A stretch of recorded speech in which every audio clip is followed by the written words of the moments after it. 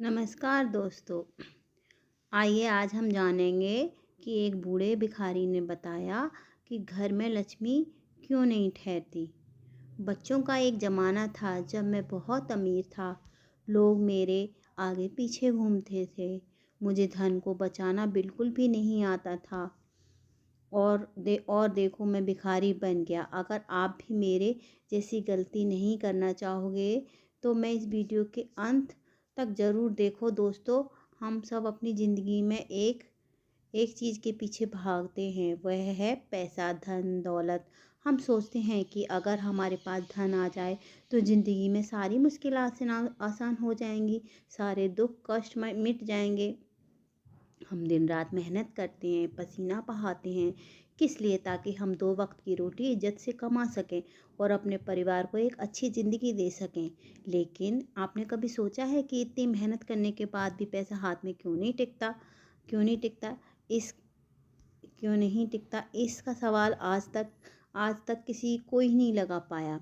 यह सदियों से हर इंसान के मन में उठता रहा। जो मेहनत जो पूरी करता है पर महीने के आखिर में उसके हाथ खाली रह जाता है। क्यों? पैसा क्यों नहीं रुकता? आया और गया, वैसे ही चला जाता है। कभी बीमारी के नाम पे, कभी अचानक आए खर्च के नाम पर, तो कभी बिना किसी वजह, किसी भी कारण किसी ना किसी चीज़ में लग ही जाता है। हम समझ नहीं पाते आखिर गड़बड़ कहाँ हो रही है। हम अपनी किस्मत को कोसते हैं, भगवान को उल्हाने देते हैं, लेकिन कभी यह जानने की कोशिश नहीं करते कि इस धन को न ठहरने के पीछे असली कारण, असली वजह क्या है। हमारी आज की कहानी का जो शीर्षक है वो इसी राज से पर्दा उठाता है। एक भिखारी था। भिखारी ने बताया, सोचिए, एक भिखारी जिसके पास खुद कुछ नहीं है, वह यह कैसे बता सकता है कि धन क्यों नहीं ठहरता। यही तो इस कहानी का सबसे बड़ा बड़ा बड़ा हुक है। हम अक्सर ज्ञान की तलाश बड़े बड़े पंडितों, अमीरों या सफल लोगों के पास जाते हैं। हमें लगता है कि जिसके पास जितना ज़्यादा पैसा होगा उसे संभालने का उतना ज़्यादा से ज़्यादा उस पर ज्ञान होगा।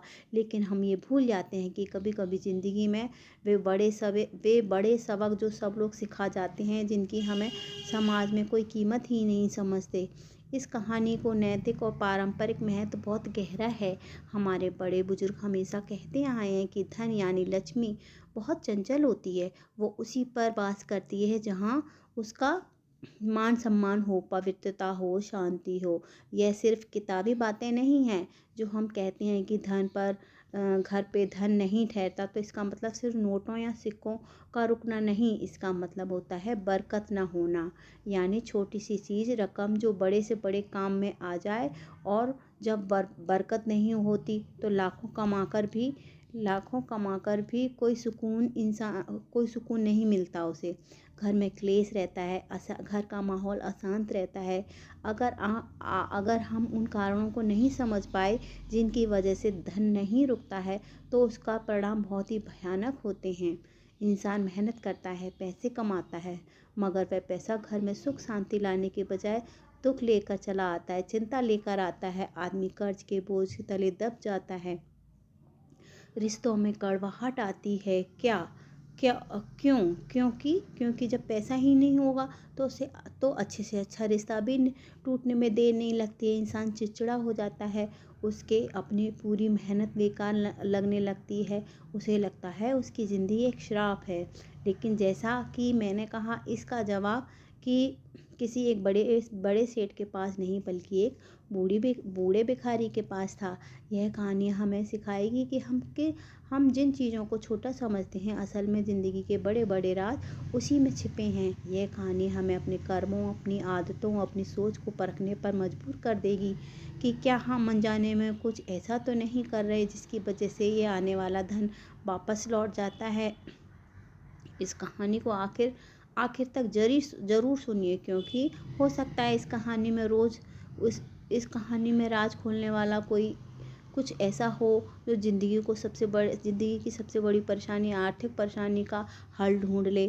जिन सवालों के जवाब आप बड़ी बड़ी किताबों में नहीं ढूंढ पा रहे, एक गांव के बूढ़े भिखारी के आसान शब्दों में मिल जाए तो चलिए मेरे साथ इस सफ़र पर हम जानते हैं कि आखिर वह क्या कारण है जिसकी वजह से धन हमारे पास नहीं ठहरता। यह कहानी रामपुर नाम के एक छोटे से गांव की है। गांव जैसा कि होता है हरा भरा खेत खलियान, जहाँ सुबह चिड़ियों की चहचहाट होती है, शाम को सूरज के ढलने के साथ चहचहाट होती है। इस गांव में एक नौजवान रहता था जिसका नाम था राघव। राघव बहुत मेहनती था। उसके पास अपने बाप दादा की छोटी सी ज़मीन थी जिस पर वह जी तोड़ मेहनत करता था, फसल उगाता था, उसे मंडी में बेचता था और जो पैसे मिलते थे उससे अपने परिवार का गुजारा करता था। राघव का परिवार भी छोटा सा था, पर उसकी बूढ़ी माँ थी, पत्नी सीता थी और एक 5 साल का बेटा राहुल था। राघव अपने परिवार से बहुत प्यार करता था, चाहता था कि वह अपनी दुनिया की हर खुशी अपने परिवार को देना चाहता था। सुबह से शाम तक खेतों में लगा रहता था। उसकी मेहनत देखकर गांव वाले भी कहते थे कि राघव जैसा मेहनती लड़का पूरे गांव में नहीं है, और उसकी मेहनत का फल भी उसे मिलता था। हर साल उसकी फसल बहुत अच्छी होती थी, मंडी में दाम भी अच्छे मिलते थे। लेकिन राघव के साथ एक अजीब सी परेशानी थी। वह कमाता तो खूब था, पर जैसे पैसा आता था उसके हाथ में टिकता ही नहीं था। जैसे ही फसल के पैसे हाथ में आए, कोई ना कोई ऐसा खर्चा खड़ा हो जाता था कि सारे पैसे ख़त्म हो जाते थे। कभी घर की छत टपकने लगती तो कोई माँ की दवाइयों आने का खर्चा अचानक बढ़ जाता। कभी तो स्कूल की फ़ीस भरनी होती है तो कभी किसी रिश्तेदार की मदद करनी पड़ जाती थी। राघव हिसाब किताब में भी बहुत पक्का था। वह एक एक पैसे का हिसाब रखता था, लेकिन महीने के आखिर में जब वह अपनी डायरी खोल के बैठता तो उसका सिर चकरा जाता था। उसे समझ नहीं आता था कि इतना पैसा आखिर गया तो गया कहाँ। उसकी पत्नी सीता बहुत समझदार और सीधी सादी औरत थी। वह कम से कम खर्च में घर का गुजारा करने की पूरी कोशिश करती थी। घर में फालतू एक पैसा भी खर्च नहीं होने देती थी। इसके बावजूद भी घर में हमेशा पैसे की तंगी बनी रहती थी। राघव अब तो इस बात से बहुत परेशान रहने लगा था। उसे लगता था कि शायद उसकी किस्मत ही खराब है। तो वह रात में मेहनत करता था, कोई बुरा काम नहीं करता। फिर उसके घर में बरकत क्यों नहीं होती है? क्यों लक्ष्मी उसके घर आती है और घर का दरवाज़ा देखकर वापस लौट जाती है? उसकी यह परेशानी अब उसके स्वभाव में झलकने लगी थी। वह चिड़चिड़ा हो गया था, छोटी छोटी बातों पर गुस्सा करने लगा था। सीता उसे बहुत समझाती थी कि आप इतनी चिंता क्यों करते हैं, भगवान जो करेगा उसी में खुश रहिए। भगवान जो दे उसे शुक्र मनाना चाहिए। आज नहीं तो कल खुशियाँ आएंगी ही। राघव झल्ला कर जवाब देता है कि कैसे कैसे कैसे ठीक हो जाएगा? तुम नहीं समझती सीता। अगले महीने राहुल की फीस के लिए नए साल के दाखिले के पैसे भरने हैं और खाद बीज वाले का पिछला उधार चुकाना है। अगर इस बार फसल के पैसे ही नहीं दिए, पानी की तरह बह गए, तो हम क्या करेंगे? मैं कब तक यूं ही पिसता रहूँगा? कमा कर कहाँ से लाऊंगा? घर में कभी 2 पैसे जुड़ते ही नहीं देखे। उसकी बूढ़ी माँ जो कोने में बैठी माला जाप कर रही थी, उसकी बातें सुनकर एक ठंडी सांस भरती है। वो पुराने ज़माने की औरत थी, दुनिया देखी है उसने। वो अपने बेटे की परेशानी समझती थी। वो धीमी आवाज़ में कहती है, बेटा राघव, पैसा कमाना ही सब कुछ नहीं होता। पैसे को रोकना भी आना चाहिए, और धन वहीं रुकता है जहाँ उसका आदर होता है। राघव अपनी माँ की बात सुनकर बहुत चिढ़ जाता था। उसे लगता था कि माँ बस पुरानी ही बातें करती रहती है। वह कहता था, माँ आदर की बात नहीं है, मेहनत करता हूँ वही मेरा आदर है। यह सब कहने की बातें हैं, असल ज़िंदगी में इन बातों से पेट नहीं भरता। माँ चुप हो जाती है। वो जानती थी कि राघव अभी गुस्से में है, उसे समझाना उसे कुछ समझ नहीं आएगा। धीरे धीरे वक्त बीतता गया। राघव को अपनी मेहनत जारी रही, लेकिन उसकी आर्थिक परेशानी वहीं की वहीं, वैसी की वैसी ही रही। राघव को छोटे मोटे खर्चों के लिए भी गांव के सामने लाला के कर्ज लेने की नौबत आती थी। यह बात अंदर ही अंदर खाए जा रही थी। वो इंसान जो अपनी मेहनत पर घमंड करता था, आज वह कर्जदार बन गया। एक दिन भरी दोपहरी की बात है। राघव मंडी से अपनी फसल बेचकर लौटा था। इस बार उसकी उम्मीदें थीं कि ज़्यादा से ज़्यादा पैसे मिलेंगे, पर उसे कम पैसे मिले। उसका मन बहुत उदास था। वो थक हारा वह थका हारा अपने घर की तरफ लौट ही रहा था कि उसका दिल बैठा जा रहा था। उसे समझ नहीं आ रहा था कि वह घर जाकर सीता को क्या जवाब देगा, जिसने हजार उम्मीद लगा रखी थी। रास्ते में गांव के बाहर वही पुराना बड़ा सा पीपल का पेड़ था। उस पेड़ के नीचे एक चबूतरा बना हुआ था, वह जहाँ गांव के बुजुर्ग बैठकर बातें किया करते थे। राघव उसी पेड़ के पास पहुंचा और उसकी नज़र पेड़ की छांव में बैठे एक भिखारी बूढ़े भिखारी पर पड़ी। यह कोई आम भिखारी नहीं था जिसे राघव रोज मंदिर की सीढ़ियों पर देखता था। यह एक अलग ही शख्स था। शरीर पर चित्रे थे, बाल और दाढ़ी बढ़ी हुई थी, पूरी सफ़ेद हो चुकी थी। चेहरे झुर्रियों से भरा हुआ था, लेकिन आंखों में एक अजीब सी शांति और चमक थी। वो भिखारी किसी से कुछ मांग नहीं रहा था, बस चुपचाप बैठा आसमान की तरफ देख रहा था। उसके पास एक पुराना सा मिट्टी का कटोरा पड़ा था जो बिल्कुल खाली था। राघव ने उससे उससे कई बार वहाँ बैठे देखा था, पर कभी उस पर ध्यान नहीं दिया। उसे लगता था कि यह भी बाकी भिखारियों के जैसा है, काम धाम से बचने के लिए साधु का भेष धर यहाँ आके बैठ गया होगा।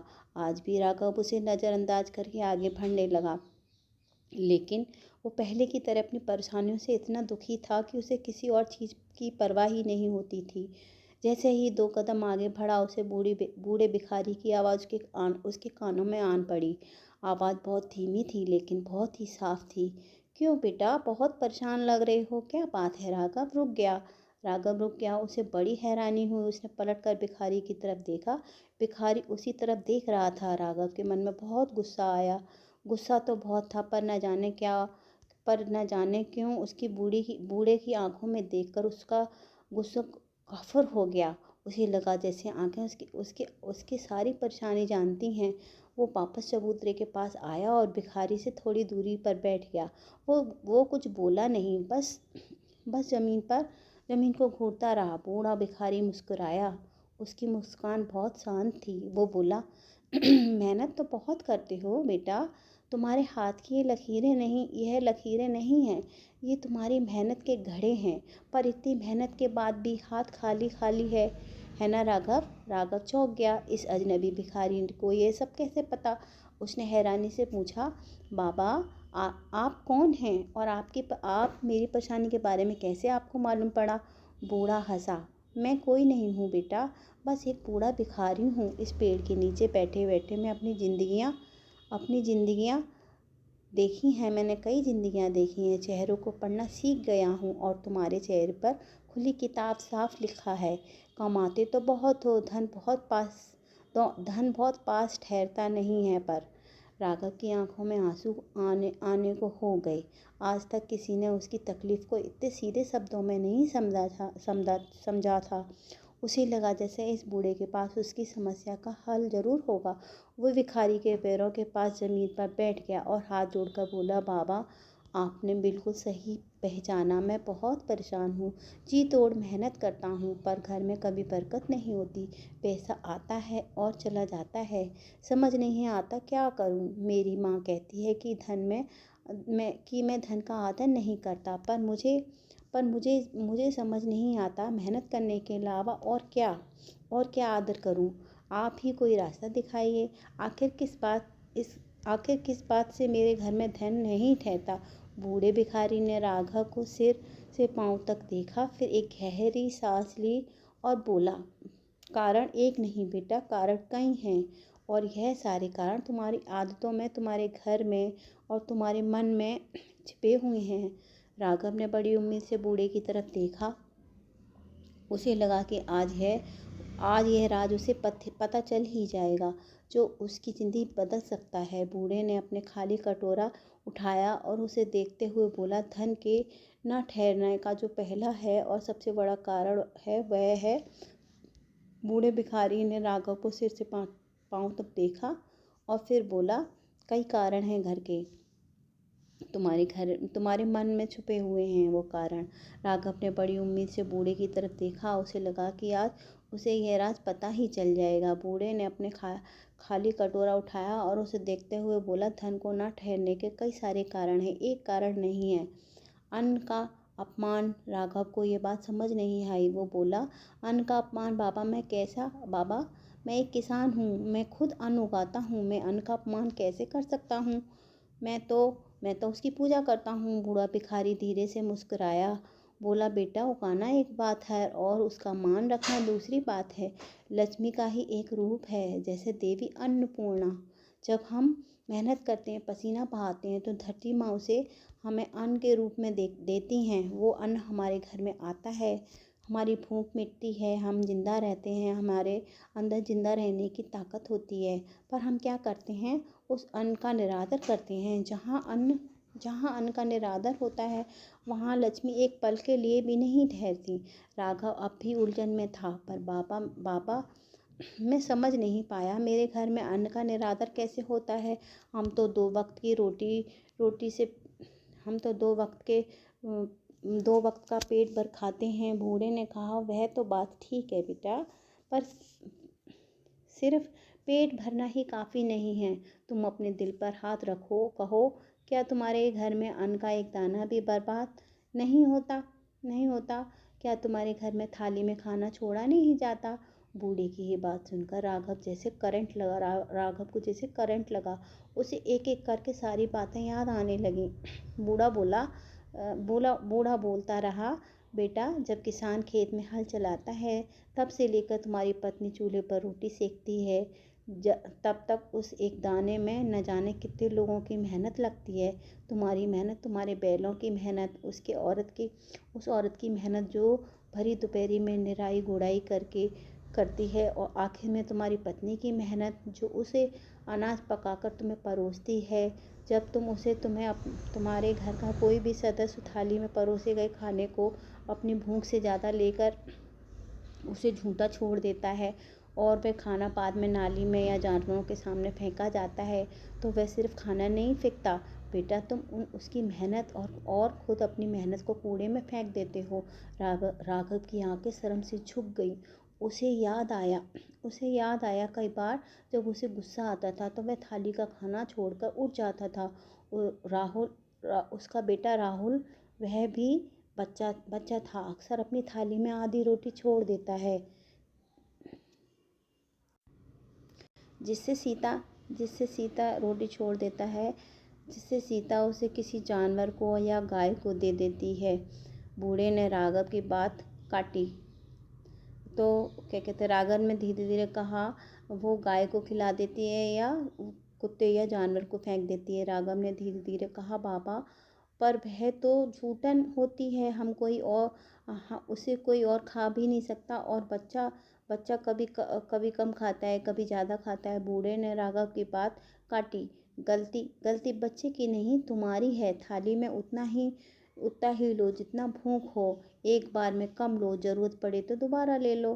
थाली में झूठा छोड़ना यह अन्न का सबसे बड़ा अपमान है।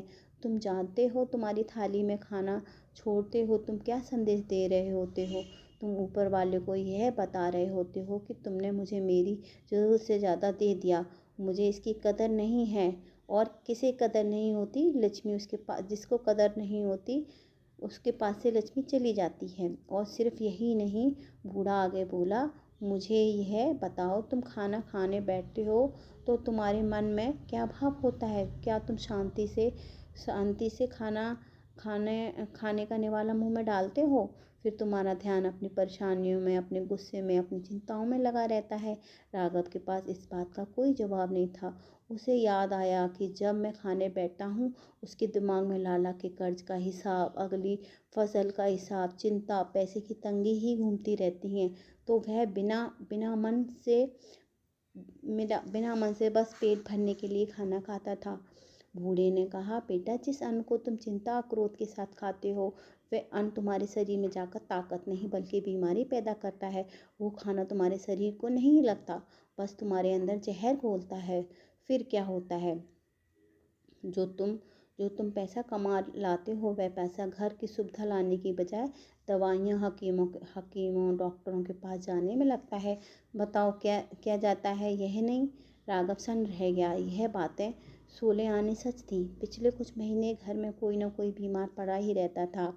कभी उसकी माँ की पुरानी खांसी बढ़ जाती, तो कभी उसके बेटे मौसम बदलने पर उसे बुखार आ जाता, और सब अच्छा खासा पैसा खर्च हो जाता। उसे समझ आया कि घर में बरकत न होने का क्या कारण है। बूढ़े ने अपनी बात जारी रखी, अन्न सिर्फ पेट भरने की चीज़ नहीं बेटा, ये सब एक ऊर्जा है, एक शक्ति है। जब तुम्हारी पत्नी सीता मन में दुख लेकर तुमसे डर कर या रोते हुए खाना बनाती है, उसे खाने में भी वही दुख, वही डर समा जाता है। और जो उस खाने को खाता है उसके मन में कभी शांति नहीं रह सकती। घर में क्लेश बढ़ता है, चिड़चिड़ापन बढ़ता है, और वह जहाँ क्लेश होता है वहाँ लक्ष्मी कैसे टिक सकती है। राघव, कल रात की ही बात याद आई राघव को। वह मंडी से थका हारा घर आया था। इस बात पर गुस्सा था कि उसे दाम अच्छे नहीं मिले। सीता ने उसे खाना परोसा, सब्जी में थोड़ा नमक तेज हो गया था। राघव उसी पर बिफर पड़ा। दिन में वह गधे की तरह काम करता, और तुमसे एक वक्त की सब्जी भी ढंग से नहीं बनती, फेंक दो इसे।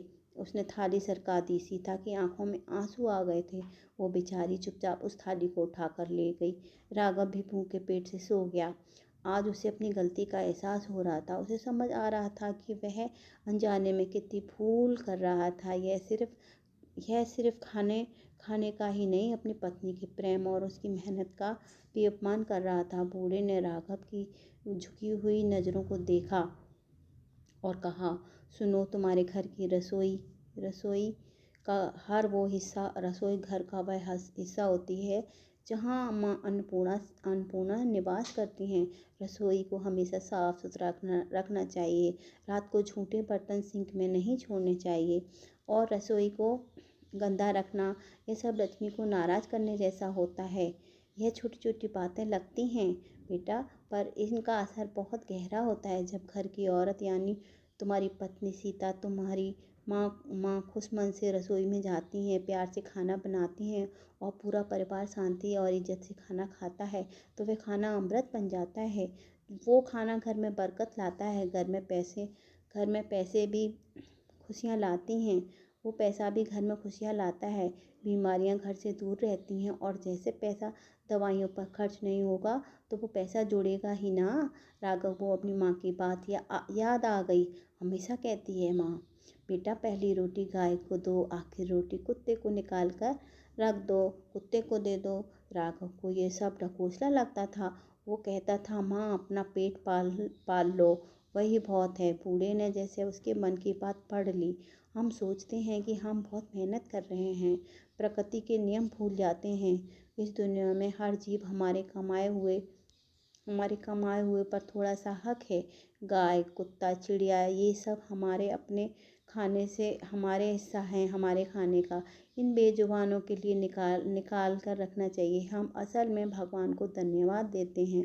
हम अपनी कमाई को बांटना सीखते हैं, और जो बांटता है भगवान उसकी झोली पहले से भरता है। बूढ़े ने अपना खाली कटोरा राघव के आगे कर दिया। देख रहे हो, ये कटोरा है, ये खाली है, पर जब मैं इसमें कुछ पाता हूँ, चाहे वह सूखी रोटी का टुकड़ा ही क्यों ना हो, मैं उसे प्रसाद समझकर खाता हूँ। मैं उसे देने वाले का और उस ऊपर वाले का शुक्रिया अदा करता हूँ। मैं पेट भरने के लिए नहीं, मैं जिंदा रहने के लिए खाता हूँ, और शायद इसीलिए मेरे पास कुछ न होते हुए भी मेरे मन में संतोष और शांति है। और तुम्हारे पास खेत है, घर है, परिवार है, तुम्हारे मन में शांति नहीं है, क्योंकि तुम जो पा रहे हो उसका आदर करना भूल गए हो। राघव की आंखों से आंसू टपक पड़े। वह बूढ़े भिखारी के पैरों में गिर पड़कर रोने लगा।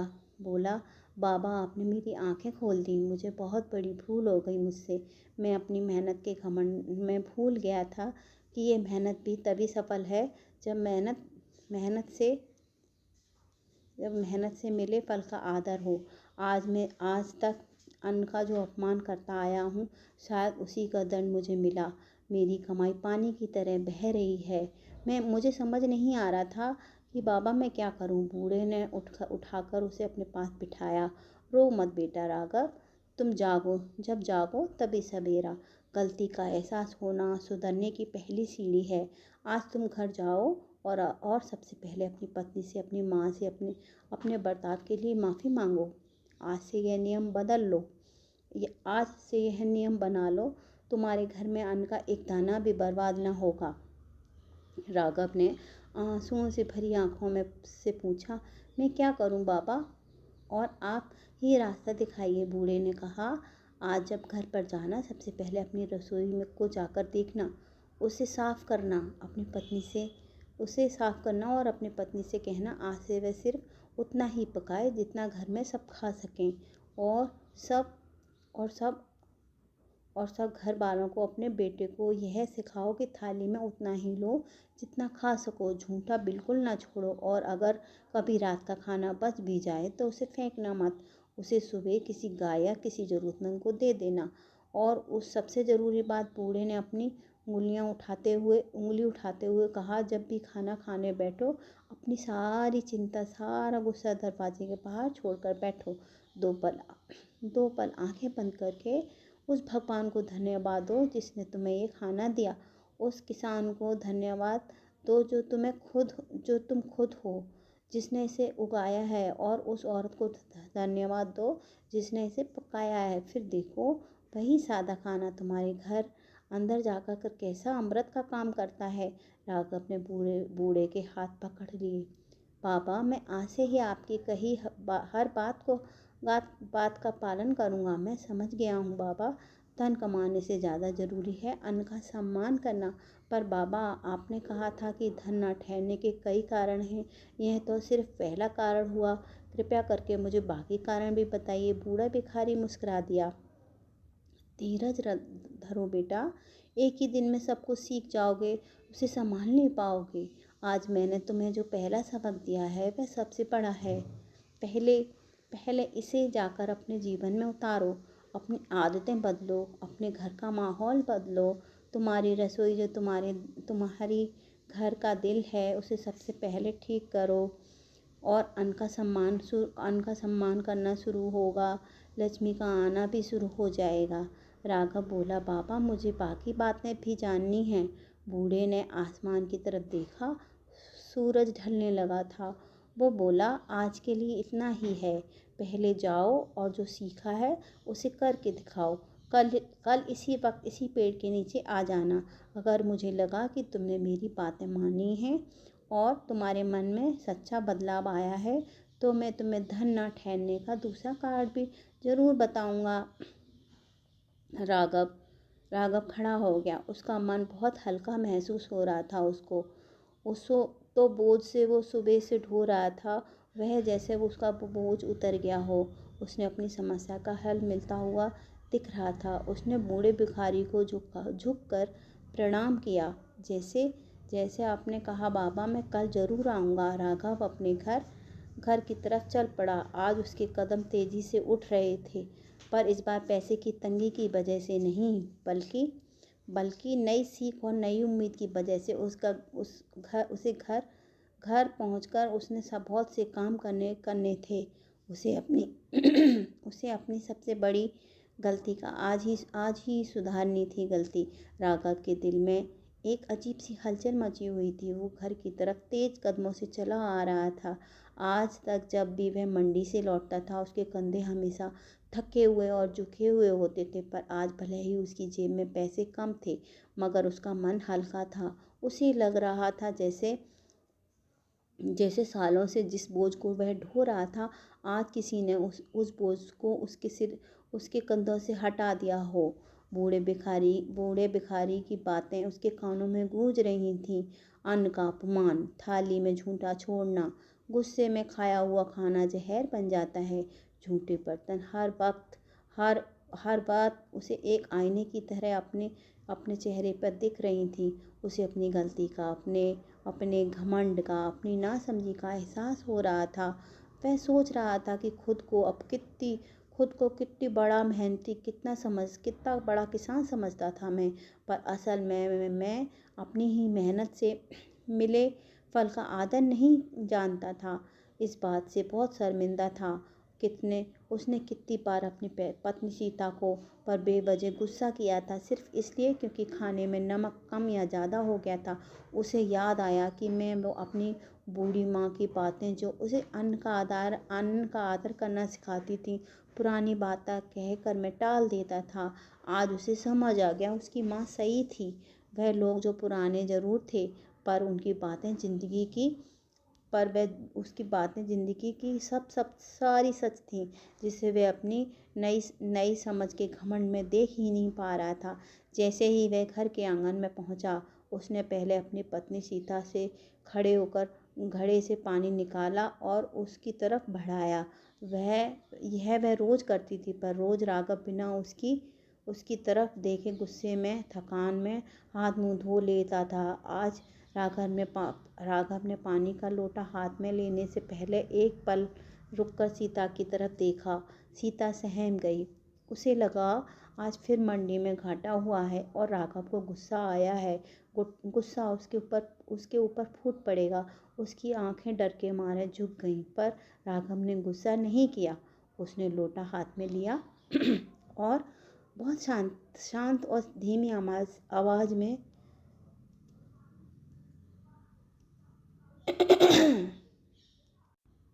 बहुत शांत और धीमी आवाज में कहा, सीता, मुझे तुमसे कुछ नहीं कहना। सीता ने डरते डरते नजर उठाई।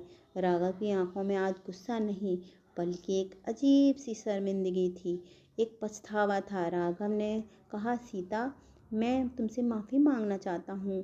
कल रात मैंने खाने की थाली फेंक दी थी और न जाने कितनी बार तुम्हें खाने के ऊपर छोटी छोटी बातों पर डांटा।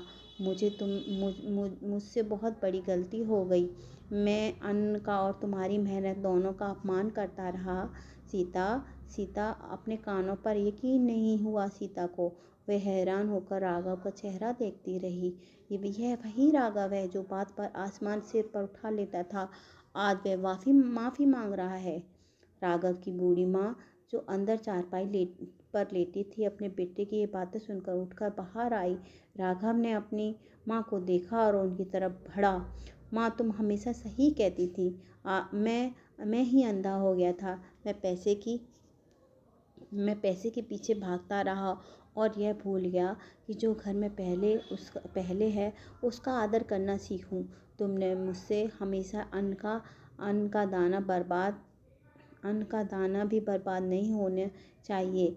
मैंने तुम्हारी बात कभी नहीं मानी। माँ की आंखों में पानी आ गया और उन्होंने राघव के सिर पर हाथ फेरा और कहा, देर आए दुरुस्त आए। बेटा, जब इंसान को अपनी गलती का समझ आ जाए, वही सही वक्त होता है। राघव वापस सीता की तरफ मुड़ा और बोला, सीता, आज से इस घर में अन्न का एक दाना भी बर्बाद नहीं होगा और ना ही कोई गुस्से या चिंता में कोई खाना खाएगा। मैंने आज से ज़िंदगी का बहुत बड़ा सबक सीखा है। उसने सीता को बूढ़े भिखारी वाली बातें सारी बताईं। कैसे उस भिखारी ने उसे समझाया कि अन्न का अपमान घर की दरिद्रता लाता है।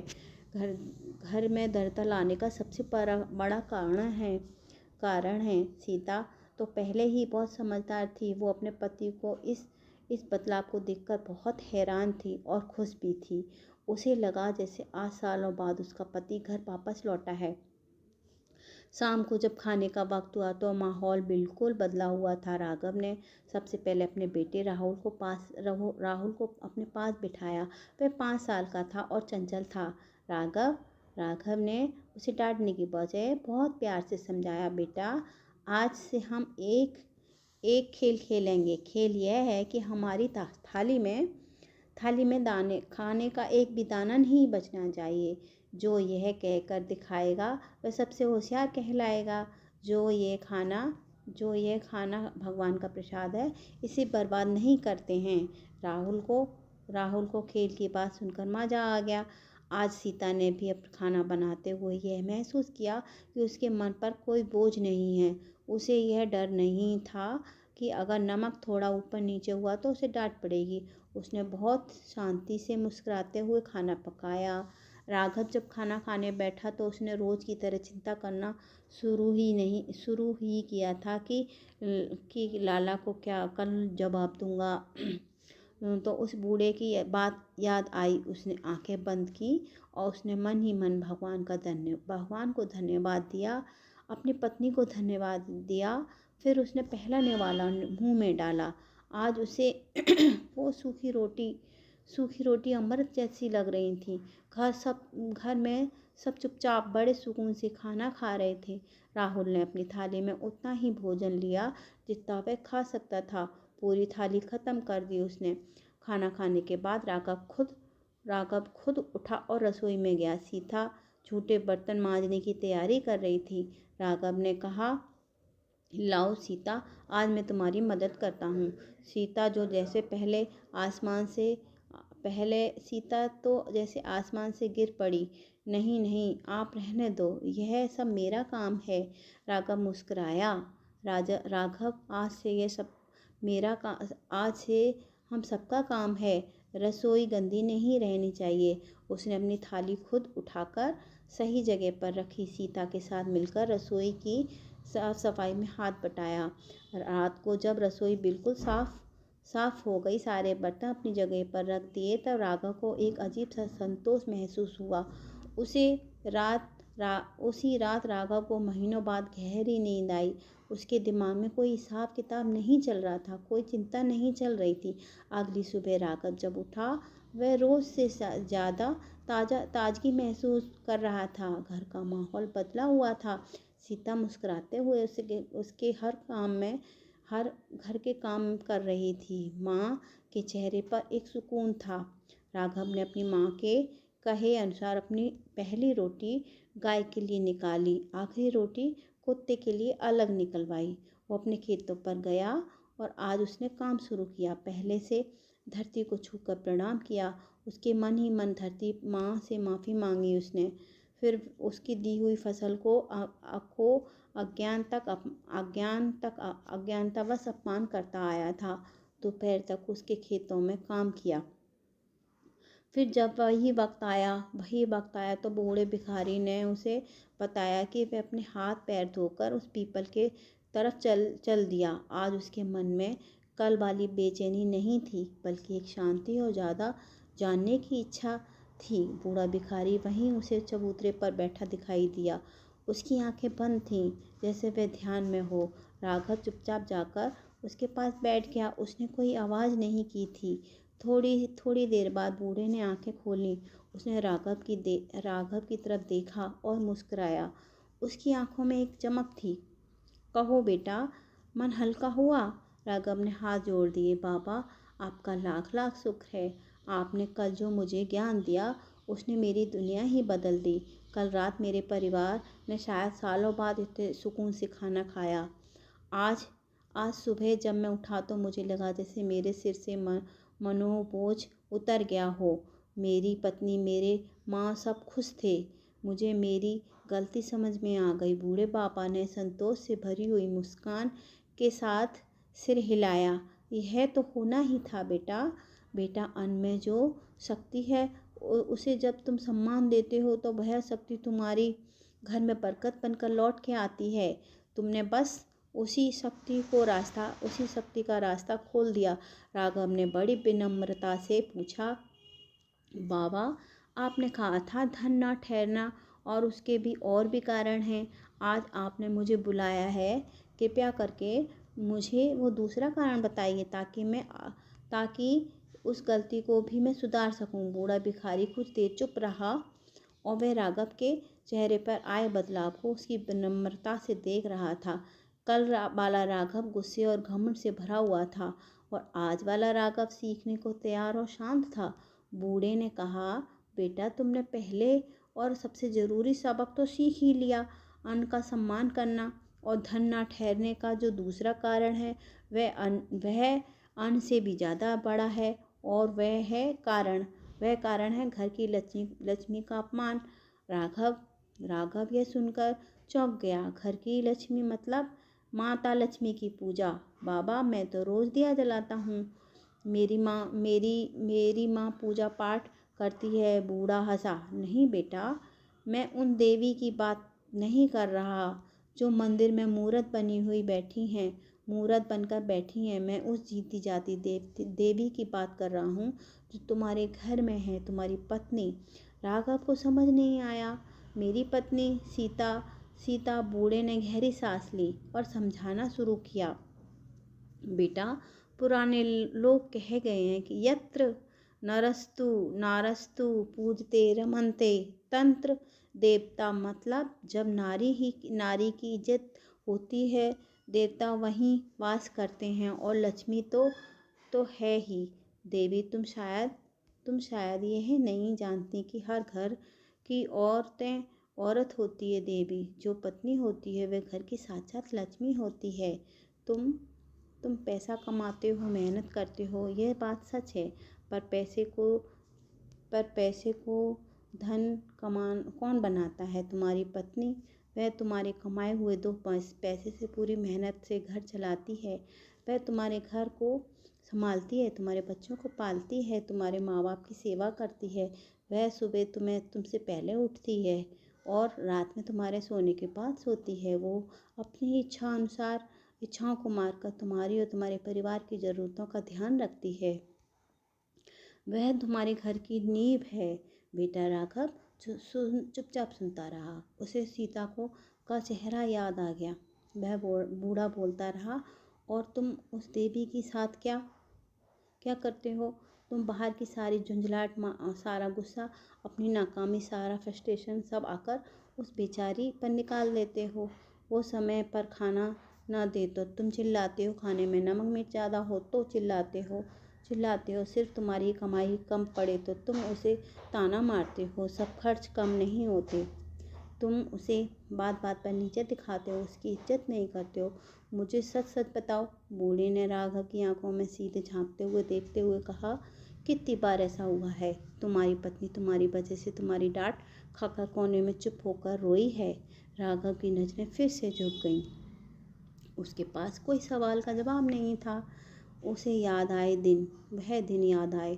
बूढ़े ने कहा, बस बेटा, यही है दूसरा और सबसे बड़ा कारण। जिस घर में लक्ष्मी यानी घर की औरतें आंसू बहाती हैं, उस घर में धन की देवी लक्ष्मी एक पल को नहीं ठहरती। तुम बाहर से पैसा कमा कर लाते हो और घर में आकर अपनी पत्नी को रुलाकर अपनी ही लक्ष्मी का अपमान कर देते हो। वो रोती है, उसका मन दुखी होता है, उसी आह से, उसके दुख से घर की सारी बरकत जलकर राख हो जाती है। तुम सोचते हो पैसा दवाइयों में क्यों जा रहा है? तुम सोचते हो घर में शांति क्यों नहीं है? क्योंकि जिस इंसान पर घर को शांत रखने की जिम्मेदारी होती है, तुम उसी को शांत कर देते हो। जब घर की औरत का मन दुखी होता है, तब वह रोते हुए खाना बनाएगी तो वह खाना खाने वाले के मन में भी शांति कहाँ से आएगी? जब वह डरे सहमे माहौल में जिएगी तो घर में बरकत कैसे आएगी? पैसा सिर्फ मेहनत से नहीं टिकता बेटा, पैसा इज्जत से आता है, और अन्न की इज्जत घर की औरत की इज्जत है। तुमने कल अन्न का सम्मान करना सीखा। अगर तुम अपनी पत्नी का सम्मान करना सीखो तो तुम्हारा पहला सबक भी अधूरा रह जाएगा। राघव सन्न बैठा था। उसे लगा जैसे आज वह जिंदगी की वह सच्चाइयाँ जान रहा था जो उसकी आंखों के सामने थी। वह उन्हें पहले कभी नहीं देख पाया था। उसे एहसास हुआ कि वह सिर्फ अन्न का ही नहीं, अपनी पत्नी का भी कितना बड़ा गुनहगार है। राघव के कानों में बूढ़े भिखारी के शब्द किसी हथौड़े की तरह पड़ रहे थे। घर की लक्ष्मी का अपमान। तुम्हारी पत्नी जो आंसू बहाती है, वह हर एक शब्द राघव के दिल में गहरा घसता जा रहा था। उसे जैसे लग रहा था किसी ने भरी दोपहरी में उसके ऊपर घड़ों ठंडा पानी डाल दिया हो। वह सुन्न होकर बूढ़े को देखता रहा। उसे अपनी पत्नी सीता का चेहरा याद आ रहा था। वह चेहरा जो शादी के वक्त कितना खिला हुआ था, कितना हंसमुख था, और आज वह उसके चेहरे पर हर वक्त डर, एक खामोशी, एक उदासी छाई रहती थी। और उस उदासी का कारण कौन? वह खुद बूढ़ा भिखारी। उसने उसकी चुप्पी को देख रहा था। वह समझ गया था कि उसकी बात सीधे निशाने पर लगी है। बूढ़े ने अपनी बात को और गहराई से समझाते हुए कहा, बेटा, तुम मेहनत करके खेत से अनाज लाते हो। तुम सोचते हो तुमने कमा लिया, पर उस अनाज को घर में संभाल कर रखना, कम खर्चे में भी सबका पेट भरना, टूटे फूटे घर को भी सजाकर संभाल कर रखना, बच्चों को संस्कार देना, बूढ़े माँ की सेवा करना, यह सब कौन करता है? तुम्हारी पत्नी। वह तुम्हारे घर की धुरी है और वो धुरी उसी हर रोज़ अपनी कड़वी बातों से, अपने गुस्से से कमज़ोर हो करते हो। जब वह घर की ही नींव हिल जाएगी तो घर में बरकत की इमारत कैसे खड़ी होगी। बूढ़ा बेटा बूढ़े ने कहा तुम बाहर जाकर देखो। जिस आदमी की पत्नी खुश रहती है वह पत्नी औरत को इज्जत देता है। जिस आदमी की पत्नी खुश रहती है वह अपनी पत्नी औरत को इज्जत देता है। उसके घर में तुम हमेशा शांति ही मिलेगी। पैसा भले ही कम हो पर सुकून होगा, और जहाँ सुकून होता है वहाँ पैसा चला आता है, खिंचा चला आता है। क्योंकि लक्ष्मी को शोर शराबा, क्लेश, आंसुओं से सख्त नफरत है। तुम कहते हो पैसा दवाइयों में चला जाता है। बूढ़े ने अपनी बात जारी रखी। जब तुम अपनी पत्नी को रुलाते हो तो वह दुखी मन से रोते हुए खाना बनाती है। उस खाने को प्यार की जगह दुख और चिंता मिली होती है। वह खाना तुम्हारे बच्चों के शरीर में लगता ही नहीं, उन्हें बीमार करता है। तुम्हारी माँ यह सब देखती है, उसके मन को कुड़ता है, उसकी सेहत और ख़राब होती है। और तुम उस खाने को खुद घर में रहकर कभी सुकून नहीं पा सकते। तुम्हारा मन हमेशा अशांत रहता है, और अशांत मन से किया हुआ कोई भी काम कभी सफल नहीं होता। तुम्हारी मेहनत व बरकत नहीं आती है। तुमने पत्थर की देवी को जो रोज़ दिया जलाया, पर जो जीती जाती देवी है तुम्हारे घर में थी देवी है, तुमने उसका दिल दुखाया, जलाया, तो तुम्हारे घर में कैसे धन ठहरेगा। राघव अब और नहीं सुन सका। उसकी आंखों से आंसू निकले। वह बच्चों की तरह फूट फूट कर रो पड़ा। उसे अपनी मेहनत पर घमंड था, पर आज उसका वह घमंड चूर चूर हो गया था। उसे एहसास हो गया था कि वह किसान होकर भी बंजर जमीन की तरह हल चला रहा था। उसने अपने घर के सबसे उपजाऊ जमीन यानी अपनी पत्नी के मन, अपने गुस्से और अपनी कड़वाहट से बंजर बना चुका था। बाबा, मुझसे बहुत बड़ा पाप हो गया है। वह रोते हुए बोला, मैंने अपनी पत्नी सीता को कभी मान सम्मान नहीं दिया, हमेशा उसे अपनी जायदाद समझा, अपना गुस्सा निकालने का जरिया समझा। मैं ही अपनी पत्नी घर की बरकत का दुश्मन बन बैठा। मुझे कोई माफ़ नहीं करेगा। बूढ़े ने उसके कंधे पर हाथ रखा। बेटा, पश्चाताप, यह आंसू ही तुम्हारे सारे पाप धो देगी। गलती का एहसास होना ही सबसे बड़ी माफ़ी है। अभी देर नहीं हुई। वो तुम्हारी ही पत्नी है, तुम्हारा आधा अंग है। उसे तुम्हारा सारा गुस्सा पता है, तो तुम्हारा प्यार भी पता चल जाएगा। राघव ने आंसुओं को बीच में पोंछा। मैं क्या करूं बाबा, मैं घर जाकर उससे कैसे माफ़ी मांगूंगा, पर क्या इतना काफ़ी होगा। वो जख्म मैंने उसे कितने सालों में दिए हैं, वो कैसे भरेंगे। बूढ़ा मुस्कुराया। शब्दों से ज़्यादा तुम्हारा बर्ताव बोलना चाहिए बेटा।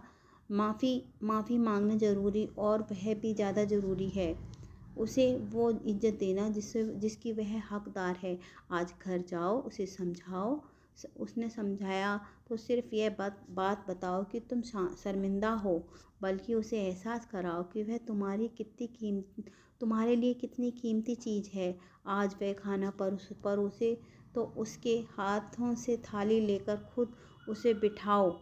आज खाना खाने के बाद उसके पास बैठो, उससे मन की बातें पूछो। उससे पूछो कि उसे क्या अच्छा लगता है, वह क्या चाहती है। और सबसे बड़ी बात, बूढ़े ने जोर देकर कहा, कि आज से अपने घर के फैसले अकेले लेना बंद कर दो।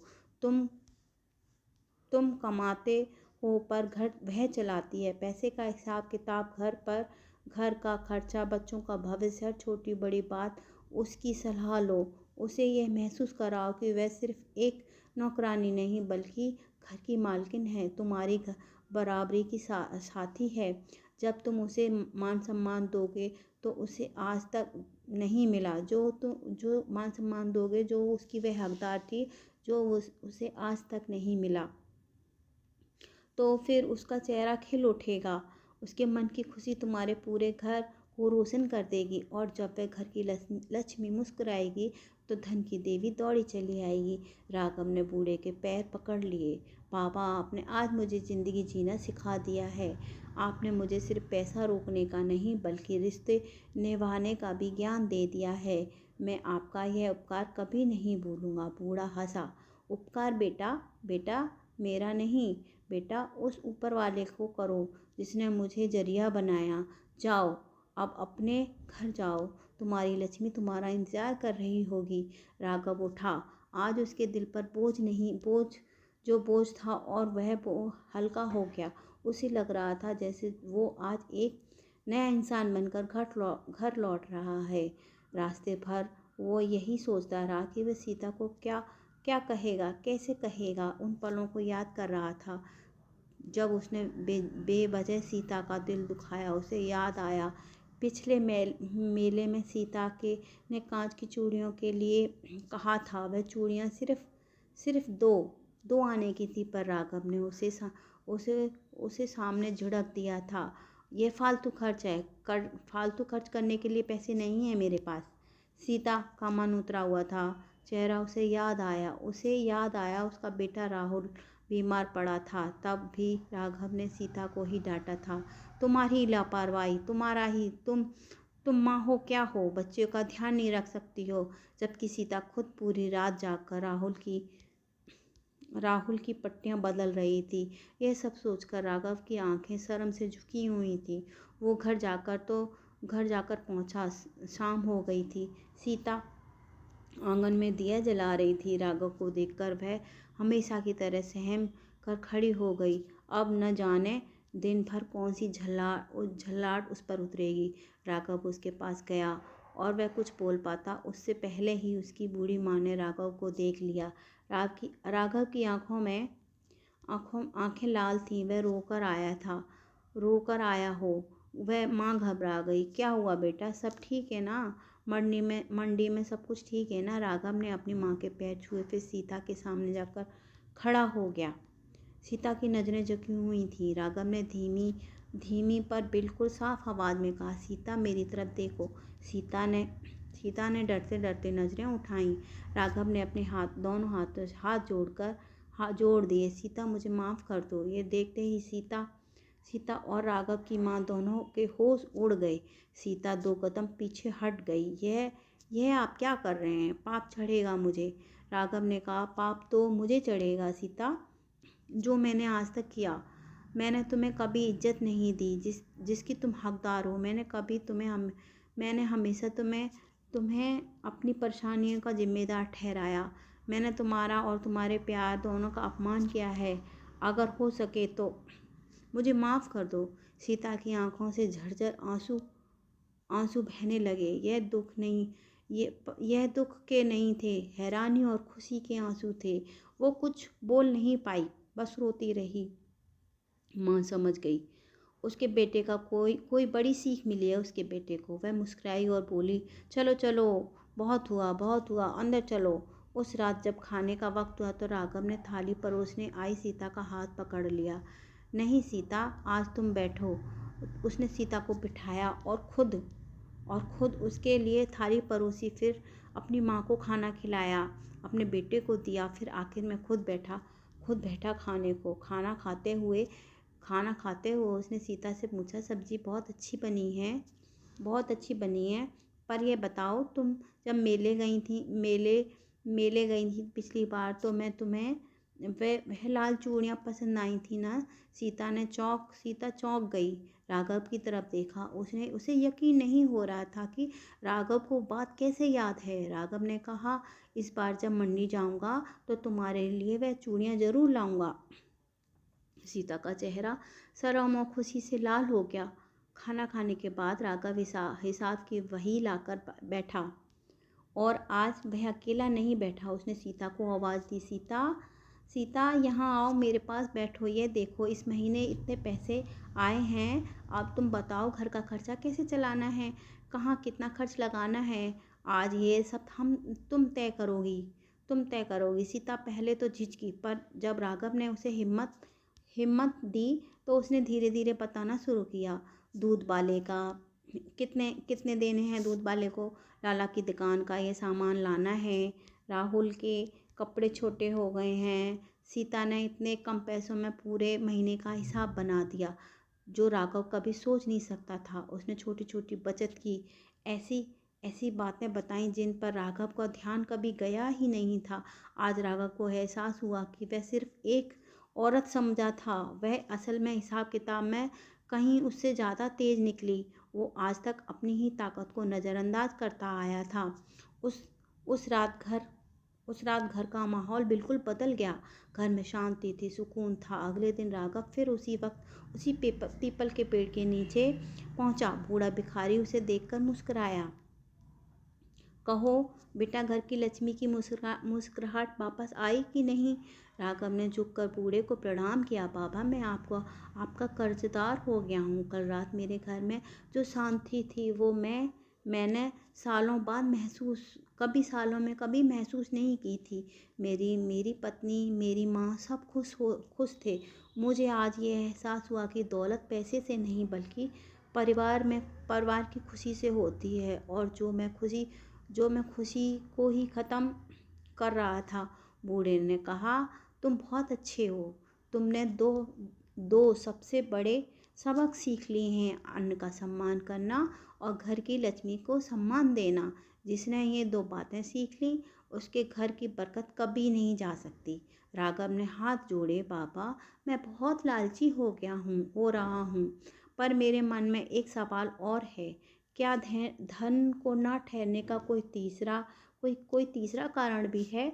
कोई ऐसी भूल जो हम अभी कर रहा हूँ मैं? बूढ़े भिखारी ने चारों तरफ नजर दौड़ाई। पीपल के पेड़ के नीचे सूखे पत्ते बिखरे पड़े थे।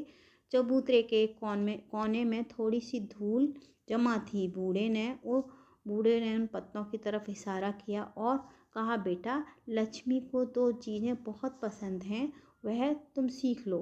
तीसरी चीज़ है, जिस लक्ष्मी का सीधा नाता है वह तीसरी चीज़ कभी भी धन को घर में नहीं टिकने देती। वह तीसरा कारण है स्वच्छता और व्यवस्था की कमी। राघव ने हैरानी से पूछा, स्वच्छता मतलब? साफ सफाई।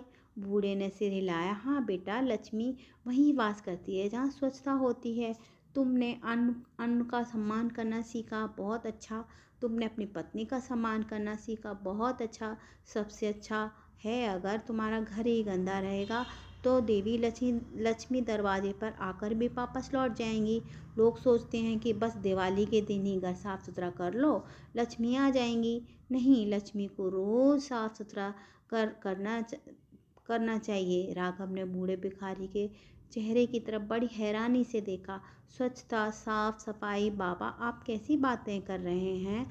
हम किसान लोग हैं। हाँ, हमारा काम ही है मिट्टी का। सुबह से शाम तक खेत में पसीना बहाते हैं, गंदे कपड़े होते ही हैं। हमारे घर पक्के महलों जैसे तो थोड़े ही हैं। बाबा, मिट्टी के घर में मिट्टी का आंगन है, हम रोज़ झाड़ू लगाते हैं, रोज़ सुबह शाम सा आंगन लीपते हैं।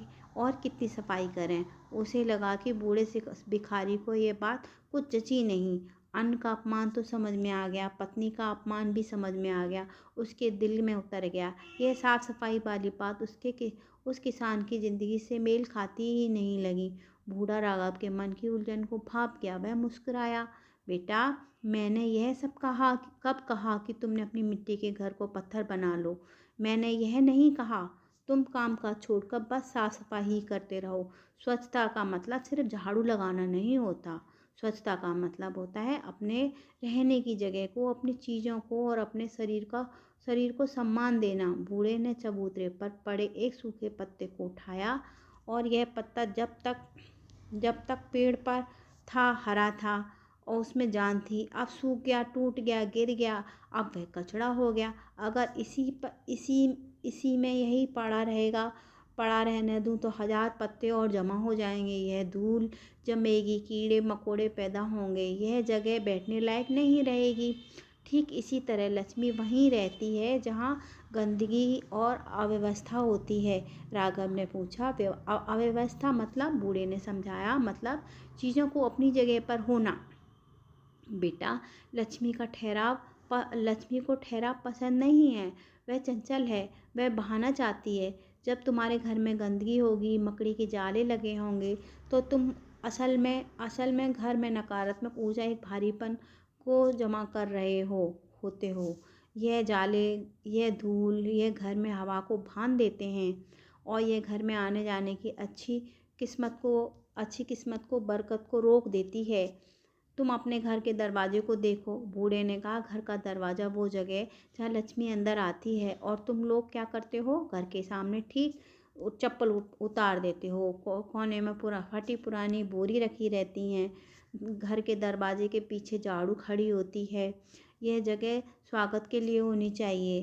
तुम्हें उस कूड़े को, कचड़े को बंद कर देते हो। बताओ, कोई मेहमान भी हो ऐसे घर में आना पसंद नहीं करेगा।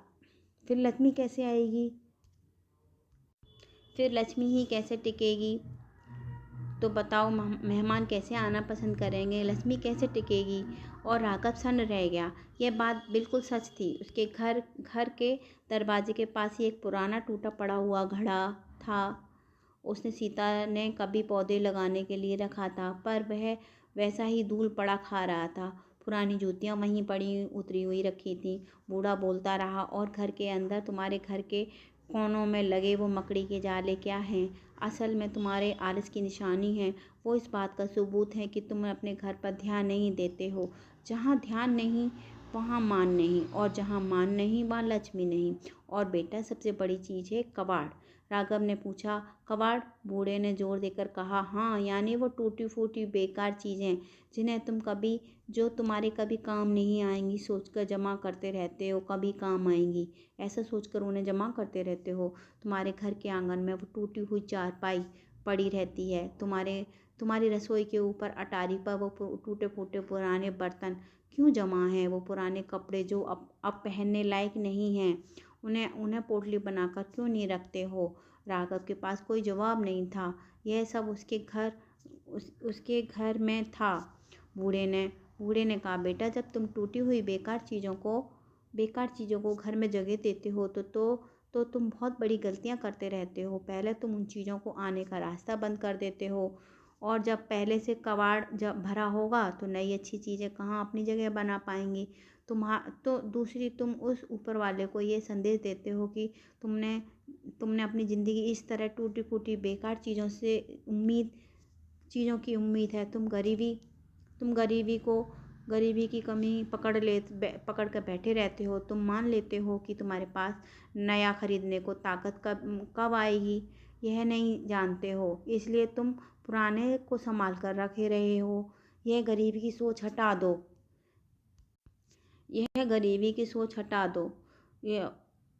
गरीबी सोच हटा दो बेटा। ये सोच ही गरीब वालों की होगी तो अमीरी कैसे आएगी? लक्ष्मी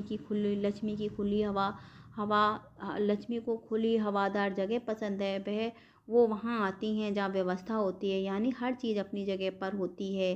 बूढ़े ने राघव से पूछा, तुम किसान हो, तुम्हारे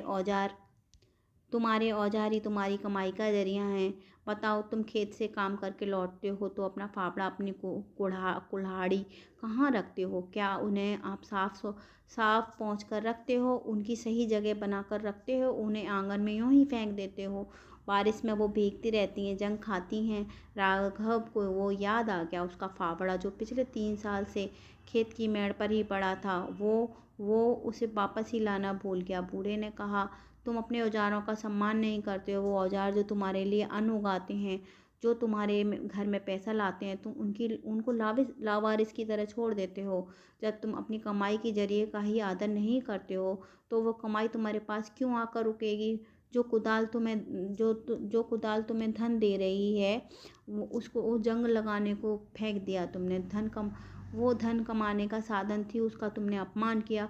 वह सिर्फ औजार ही नहीं, बूढ़े ने अपनी आवाज़ धीमी कर ली, तो तुम खुद धन यानी पैसे की कितना सम्मान करते हो? राघव समझा। नहीं, पैसे का सम्मान बाबा, पैसे के लिए ही तो यह सब कर रहा हूँ ना। बूढ़ा बोला। बेटे ने सिर हिलाया। पैसे के लिए मरना और पैसे का सम्मान करना दो अलग अलग चीज़ें हैं।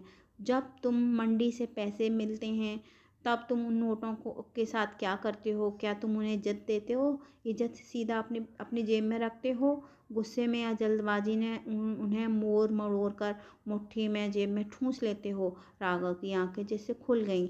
वो हमेशा ही ऐसा करता था। लाला जब पैसे मिलते थे तो चिड़चिड़ी में जल्दबाजी में नोटों को मोड़ मरोड़ कर अपने अपने अपनी धोती के कोने में बांध लेता था। बूढ़े ने कहा, पैसा भी एक ऊर्जा है बेटा, यह भी सम्मान चाहता है। जब तुम नोटों को मरोड़ते हो, उन्हें गंदगी से जेब में ठूंसते हो, तुम लक्ष्मी का अपमान करते हो। घर में भी पैसे रखने की एक साफ सुथरी जगह तय होनी चाहिए। यही नहीं कि कोई कभी मसाले के डिब्बे में रख दिए, तो कभी तकिए के नीचे रख दिए, तो कभी पैसों को इज्जत नहीं दोगे, तो उसे रखने की एक साफ सुथरी जगह नहीं दोगे, तो वो तुम्हारे पास क्यों टिकेगा? तभी तो इज्जत वाली जगह पर उसे रखा होना चाहिए। ये छोटी छोटी बातें ही राघव, पर इन पर असर बहुत बड़ा होता है, इनका असर। जब तुम्हारा घर साफ सुथरा होगा, बूढ़े ने अपनी बात को समेटते हुए कहा, जब तुम्हारे घर में कबाड़ नहीं होगा, हर चीज़ अपनी जगह पर होगी, जब तुम्हारे पास औजार साफ सुथरे होंगे, सही जगह पर रखे होंगे, जब तुम्हारे पास कपड़े भले ही पुराने हों पर साफ सुथरे हों, तय से लगे हुए हों, जब तुम पैसे को इज्जत से रखोगे, तब तुम देखोगे तुम्हारे घर में एक अजीब सी शांति आएगी। साफ सुथरे घर में लक्ष्मी को साफ सुथरे घर में सिर्फ लक्ष्मी ही नहीं बुलाता बेटा, वो तुम्हारे मन को भी शांत करता है। जब तुम सुबह उठोगे और अपने घर को व्यवस्थित देखोगे, तो तुम्हारा मन काम में लगेगा, तुम्हें गुस्सा कम आएगा, तुम्हारी सोच साफ सुथरी होगी, तुम ये सब फैसले ले पाओगे। और जब तुम्हारा मन शांत होगा, तो तुम अपनी पत्नी से प्यार से बातें करोगे। जब तुम्हारा मन शांत होगा, घर साफ सुथरा होगा, तुम्हारी पत्नी, घर की लक्ष्मी का मन भी खुश होगा। जब वह खुश रहेगी, तो प्यार से अन्न पकाएगी, और जब तुम अन्न खाना शांति से खाओगे, तो तुम्हारा स्वास्थ्य अच्छा रहेगा, और पैसे दवाई पर नहीं खर्च होएंगे, पैसा जुड़ जाएगा, पैसा जुड़ने में लगेगा। बूढ़े ने मुस्कुराते हुए कहा, बेटा समझो बेटा, ये तीनों बातें एक दूसरे से जुड़ी हुई हैं। अन्न का सम्मान, घर में लक्ष्मी का सम्मान, और घर की स्वच्छता का सम्मान। ये तीन खंबे हैं। अगर एक खंबा कमज़ोर हुआ, तो तुम्हारी बरकत की छत गिर जाएगी। राघव बहुत बिल्कुल शांत था। उसे आज जिंदगी को एक नक्शा मिल गया था। जिंदगी उसे तलाश थी। उसे समझ आ गया था कि गड़बड़ खेत में नहीं, फसल में नहीं, बल्कि उसके घर में, उसकी आदतों में और उसकी सोच में थी। बूढ़ा भिखारी सिर्फ भिखारी ही नहीं था, वो बहुत बड़ा ज्ञानी था। उसे ज़िंदगी के सबसे बड़े सबक सिखा रहा था राघव को। राघव ने बूढ़े के सामने हाथ जोड़ दिए, और बाबा, मैं निःशब्द हूँ। आपने मुझे वह ज्ञान दिया जो बड़े बड़े पंडित और ज्ञानी भी नहीं दे पाते हैं। मैं आज तक अंधेरे में जी रहा था, अपनी मेहनत पर घमंड कर रहा था, मैं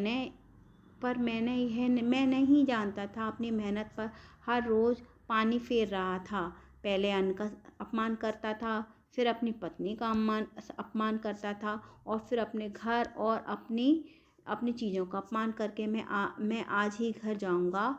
बाबा, आज पहले से मैं अपने घर का सारा कबाड़ घर से बाहर फेंक दूंगा, अपने औजारों की साफ सफाई करूंगा, सभी जगह पर व्यवस्थित करके रखूंगा, और अपनी पत्नी सीता को पैसे रखने के लिए एक साफ सुथरा डिब्बा दूंगा, और कहूँगा, आज से वह उसकी तिजोरी है।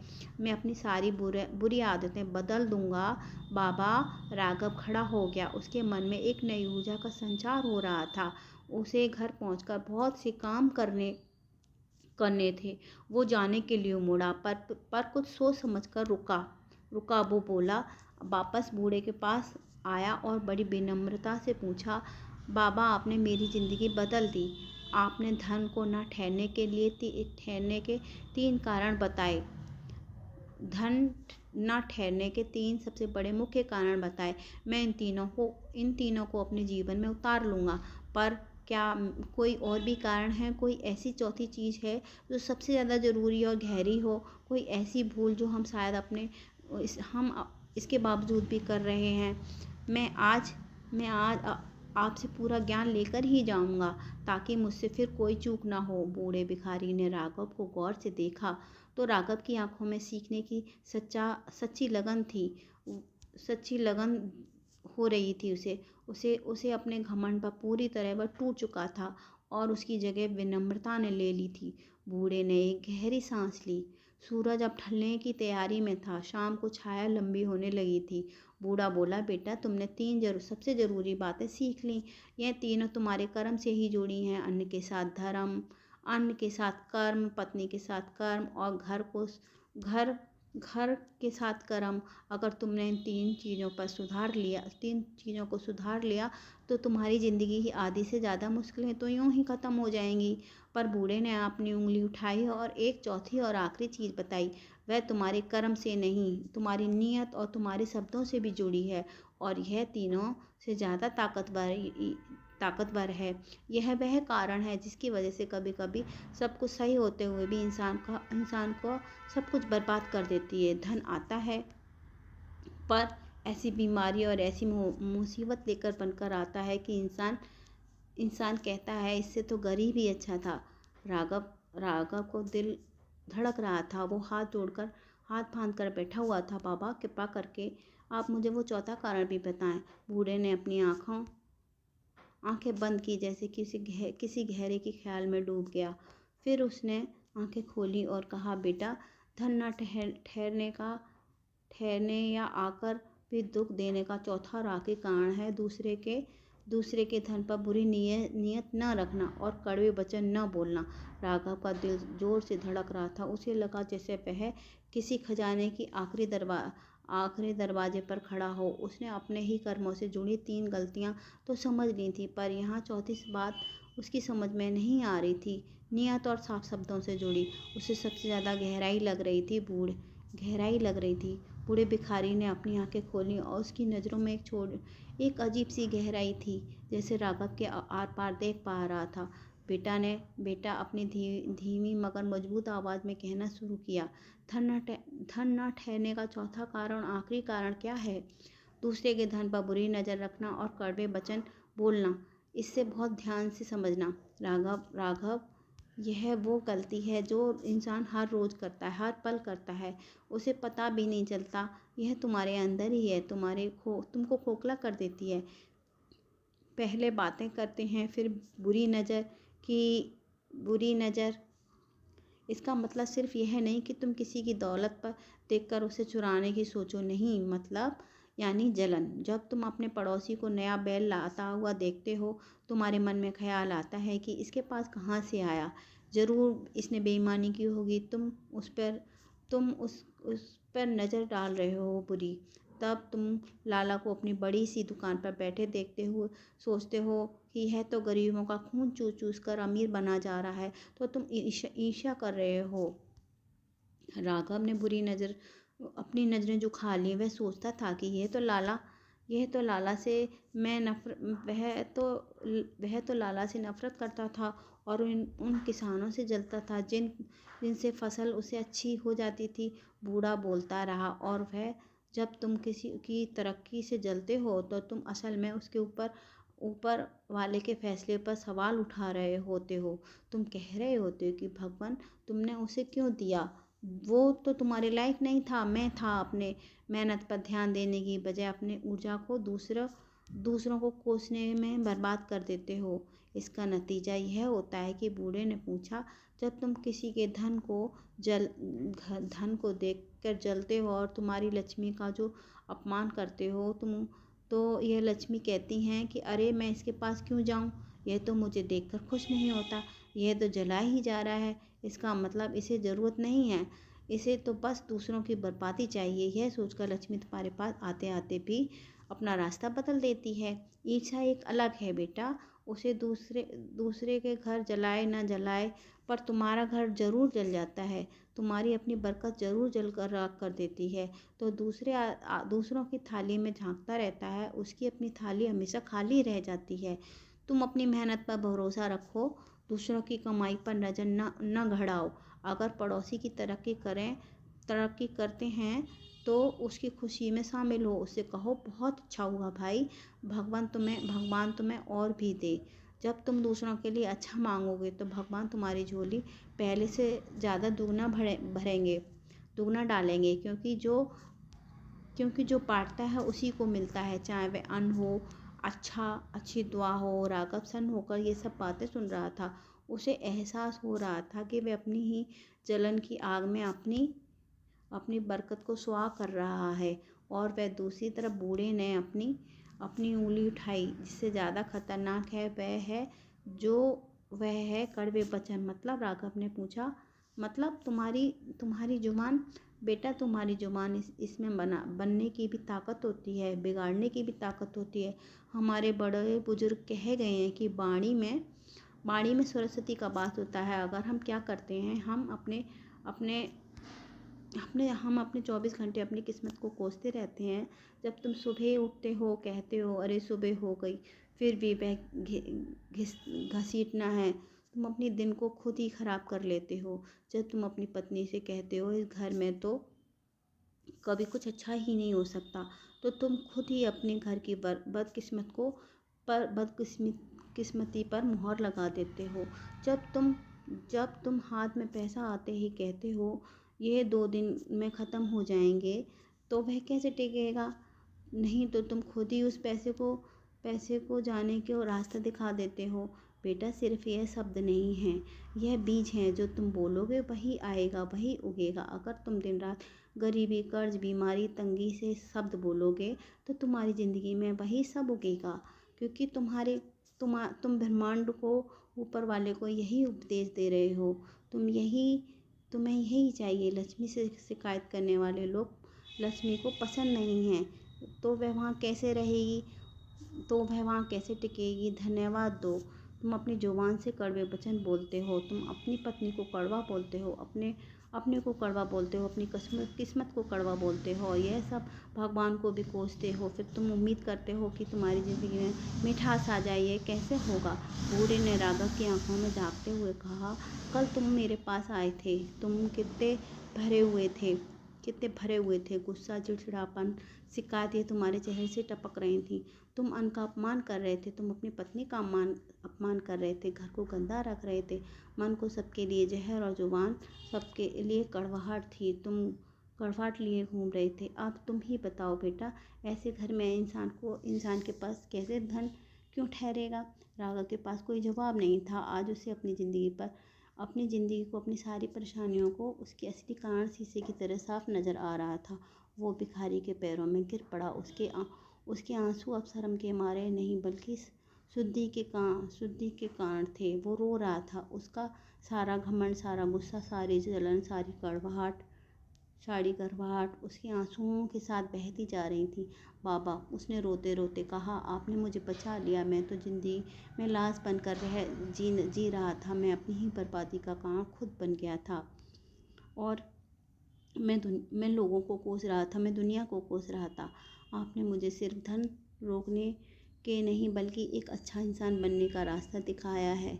मैं आज से ही यह सब बदलाव लाऊंगा। मैं अपनी सोच को बदलूंगा, अपने ही शब्द बदलूंगा। बूढ़े ने उसे उठाकर गले से लगा लिया। उससे बोला, बेटा, यही सुनना चाहता था। यह याद रखना राघव, तुम्हारी ज़िंदगी की चाबी तुम्हारे ही हाथ में है। बूढ़े ने उसे 4 बातें उंगलियों पर गिनाई। पहला अन्न का सम्मान करना, दूसरा थाली में झूठा खाना मत छोड़ो और शांति से खाओ, और दूसरा घर की लक्ष्मी यानी पत्नी का सम्मान करो, उसे खुश रखो, उसको इज्जत दो, उसको कभी रुलाओ मत। और तीसरा, घर में साफ सुथरा रखो, कबाड़ फेंक दो, और अपनी चीज़ों को आदर सम्मान से रखो। और चौथा, मन में जलन और जुबान को कड़वाहट मत बनाओ। हमेशा शुक्र करो, सबके लिए अच्छा बोलो, अच्छा सोचो, अच्छी सोच रखो। जाओ बेटा, बूढ़े ने उसे आशीर्वाद दिया। ये 4 नियम अपना लो, फिर देखना लक्ष्मी तुम्हारे घर में क्यों नहीं ठहरेंगी, बल्कि तुम्हारे घर की चौखट पर पहरा देंगी। राघव ने बूढ़े को आखिरी बार प्रणाम किया और अपने घर की तरफ चल दिया। आज वह थका हारा किसान नहीं था, बल्कि ज़िंदगी का ज्ञान पाया हुआ एक नया इंसान था। उसे दिन के बाद राघव ने की दुनिया बदल गई। वह घर पर पहुंचा। आज उसने आज उसने किसी पर गुस्सा नहीं किया। उसे अपनी पुरानी आदतों का एक एक करके बदलना शुरू कर दिया। उसके घर के आंगन में वो टूटा पड़ा हुआ घड़ा, टूटी चारपाई उठाकर फेंक दी। सीता हैरान थी। राघव ने मुस्कुरा कर कहा, पुरानी चीज़ों को फेंक दोगे तो नई चीज़ें कहाँ से आएंगी। उसने अपनी पत्नी से सारे औजारों को साफ करने को कहा, उन पर तेल लगाया, उन्हें एक कोने में सलीके से रखा। उसने सीता को एक छोटा सा संदूक ला कर दिया। यह कहा कि यह घर की तिजोरी है, घर का सारा सामान, घर का सारा पैसा तुम इसी में रखोगी, तुम्हारी मर्जी से खर्च होगा। सीता सीता की आंखों में खुशी थी। वो राघव के लिए किसी भी दौलत से बढ़कर थी। धीरे धीरे राघव का स्वभाव बदलने लगा। वह सुबह उठकर अपनी किस्मत को कोसने के बजाय भगवान को उस नए दिन के लिए धन्यवाद देता जो खेत पर जाने से पहले अपनी माँ के पैर छूता और सीता को मुस्कुराकर जाता था। उसने लोगों से जलना छोड़ दिया था। पड़ोसी ने नया बैल खरीदा तो राघव ने खुद जाकर उसे बधाई देकर कहा। लाला का कुर्ज चुकाते हुए उसने लाला के लिए नफरत नहीं बल्कि यही भाव लाया कि उस आदमी ने बुरे वक्त में मेरी मदद की थी। घर में खाना खाते वक्त पूरा परिवार शांति से बैठकर शुक्र करता था। घर में झूठे बर्तन रात भर नहीं पड़े रहते थे। रसोई को साफ सुथरा रखते थे। सबसे बड़ी बात, उसके घर में अब कोई ऊंची आवाज़ में बात नहीं करता था। घर में कलेश की जगह शांति ने ले ली थी। उस वक्त बीतता गया एक वक्त बीतता गया। एक फसल बीती, दूसरी आई। राघव मेहनत उसकी उतनी ही कर रहा था, पर उसकी मेहनत में अब बरकत जुड़ गई थी। फसल के जो पैसे आते थे वे दवाइयों के या अचानक खर्चे में चले जाते थे। वह सब जुड़ने लगा था। राघव ने लाला का अब उसकी मेहनत बरकत में जुड़ गई थी। फसल के जो पैसे आने लगे थे वे दवाइयों के या अचानक खर्चे में जुड़ जाते थे, वे अब जुड़ने लगे थे। राघव ने लाला का सारा कर्ज चुका दिया। उसके अपने बेटे राहुल का दाखिला अच्छे से स्कूल में करा दिया। उसने सीता के लिए लाल चूड़ियाँ ही नहीं बल्कि एक लाल नई साड़ी भी खरीद ली थी। वह घर मिट्टी का था पर वह अब साफ सुथरा और सुंदर लग रहा था। राघव की बूढ़ी माँ की सेहत सुधरने लगी थी क्योंकि घर में शांति थी। सीता का चेहरा फिर से खिल उठा क्योंकि उसने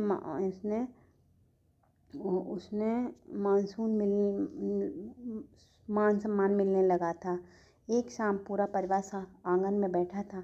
चांद की रोशनी फैली हुई थी। सब खाना खा चुके थे। राघव अपनी माँ का हाथ पैर दबा रहा था। सीता अपने बेटे को कहानी सुना रही थी। एक अजीब सा सुकून था। राघव ने आसमान की तरफ देखा और बूढ़े भिखारी को मन ही मन प्रणाम किया।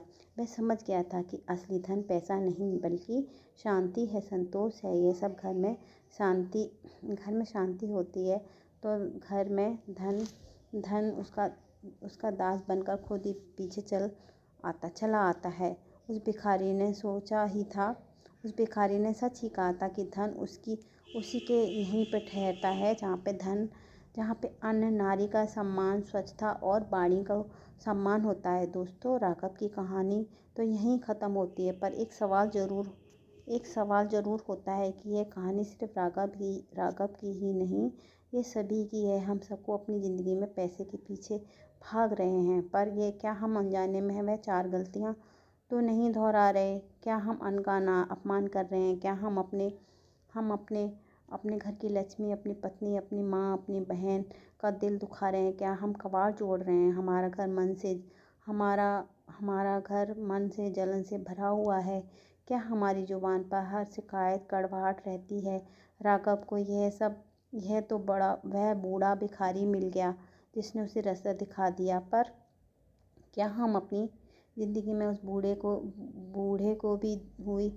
को दी हुई सीख को हम उतारने के लिए तैयार हैं? ये कहानी ख़त्म तो हो गई, पर असली इम्तिहान अब आपका शुरू होता है। अगर इस कहानी ने आपके दिल को किसी कोने में छुआ है, तो अगर इसने आपको कुछ सोचने पर मजबूर किया है, तो इस वीडियो को लाइक और शेयर करें और अपने दोस्तों, अपने परिवारों के साथ ज़रूर शेयर करें। क्या पता आपका किया हुआ एक शेयर किसी की ज़िंदगी बदल दे। आपको इस कहानी से क्या सीख मिली? राघव की कौन सी गलती आपको अपनी बड़ी गलती जैसे लगी, जैसे बूढ़े भिखारी ने कौन सी बात बात ने आपको सबसे ज़्यादा प्रभावित किया, नीचे कमेंट करके ज़रूर बताएं। आपके दिए हुए विचार बहुत कीमती हैं। अगर आप अपना भविष्य ऐसी ज़िंदगी से बदलने वाले और गहरी और दिल को छू देने वाली कहानियाँ सुनना चाहते हैं तो हमारे चैनल को सब्सक्राइब करना ना भूलें। धन्यवाद।